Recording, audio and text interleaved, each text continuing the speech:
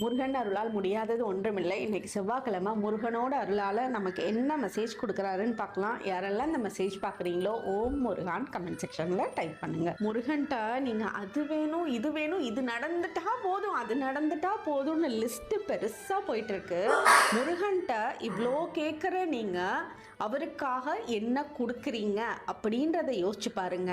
இங்கே நமக்கு வந்திருக்க மெசேஜ் என்னன்னா, 21 நாளைக்கு தொடர்ந்து உங்களோட உடல் உழைப்பை கொடுங்க. அதாவது உங்களோட உடல் உழைப்புனா உங்களோட உடம்புல இருந்து ஒரு சொட்டு வேர்வையாவது வரணும். அது எப்படி வேணாலும் வரட்டும்.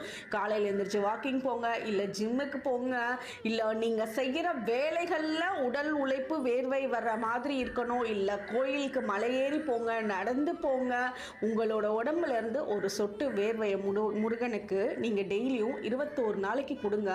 உங்களோட மன சோர்வையும் நீக்க உங்களோட உடல்ல